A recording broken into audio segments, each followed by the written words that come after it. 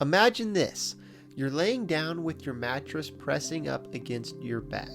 You're all relaxed, staring up into a dark ceiling, and your mind is racing about all the things that you didn't get around to today. When all of a sudden, a jolt of motivation surges into your body as you think about what you will accomplish tomorrow, almost elevating you out of your bed to start now. You'll wake up early, assemble a to-do list, read a book, start a project until you have a list long enough that would rival lists that children make in December. Yet as you awake in the morning, that motivation is suddenly met with an extreme amount of resistance, making you suddenly push off what you wanted to do. Does this sound familiar? If it does, congratulations on being human.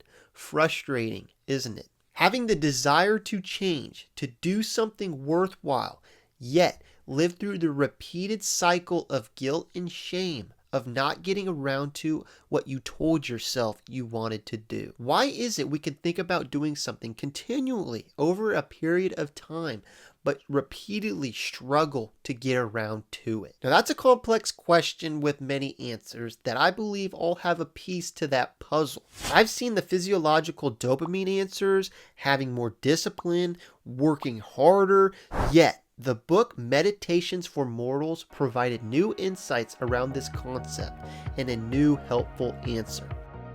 It's that we're overambitious with our tasks. In other words, we assembled an unclimbable mountain of what we want to do. For example, making massive to-do lists oriented in a way to not waste a single second, or to start reading more, but also to find ways to start remembering what we read better, or to understand the text better, or to find ways to read more efficiently, to read faster, to read more books, to find more ways to eliminate distractions. To uncover why we do this, we have to be honest with ourselves. No matter what motivations you have for you wanting to do something, your insecurities might have more of a hand than you care to admit. Here's a quote that Meditations used. We produce against the feeling of lack.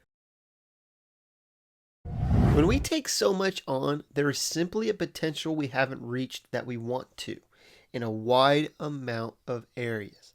So instead of accepting our flaws and attacking one, we create all these plans and goals that create an illusion of emotions when we envision completing them or being at the other side.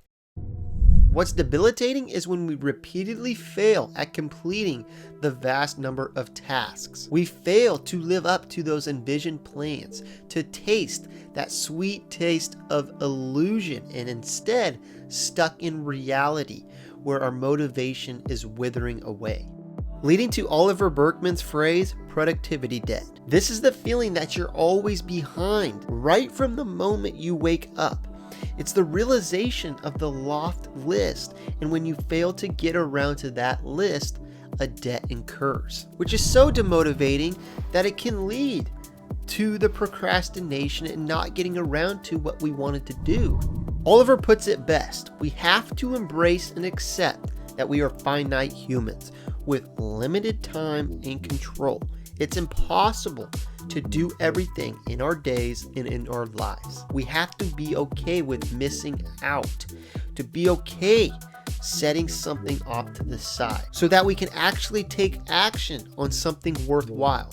I love how this book described avoidance and where that it's so comfortable because you were avoiding making a sacrifice, avoiding dealing with the consequences of a certain action. So instead, we try to look at all the routes, spread ourselves thin so we're dabbling almost in all, but just making no progress because it's too much. You just have to make a decision and go with it. And what's great about that is that it creates momentum. All you need is little steps, consistent steps, and that will get you somewhere. And from that, you will get something done that you wanted to get done, instead of being annoyed and frustrated with yourself that you got nothing done. Put simply, it's let go of trying to make all the decisions or the right decisions and just make one. So maybe the answer is to write down what you want to get done today. Then look at all of them,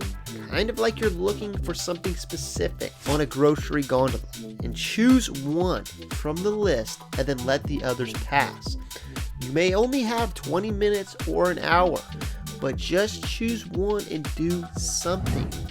Don't waste it looking at all the options and trying to plan out how to do all the options. Just take one consciously that you really want to do, and that may help.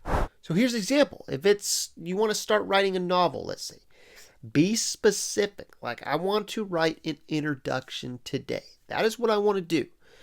Don't try to look at a way to make a perfect intro or to make an outline first, because then those are 3 different tasks. Just make an intro with your time and go from there. Get the momentum going and see where it takes you.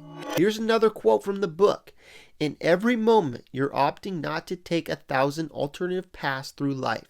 From each of these paths, branch out another 1,000 alternatives, and so endlessly on. It's extremely powerful that we can take that step. We can choose what to do, but there's some responsibility in a sense of not getting lost in all the past and lowering that pressure to really try to somehow make the perfect path or get to all the paths.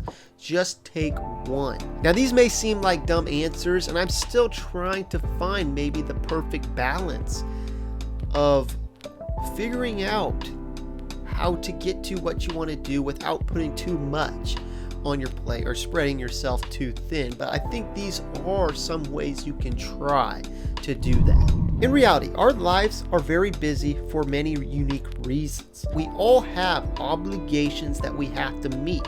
Right along with that, though, is the list of things we want to change. So we just have to be conscious about the ones we give attention to. Now, in no way am I saying that taking something off the plate will completely help you get around to what you want to do. But I believe if you can actually realize the vast amount of things you want to get around to and just accept that you can't make it or can't do all of them and be okay with that, you can then choose something that you truly want to do and get around to doing what you told yourself you wanted to do. So that's it for this video. Thank you for watching, and I hope this helped spark some motivation and some clarity about getting around to the things you want to do. Peace.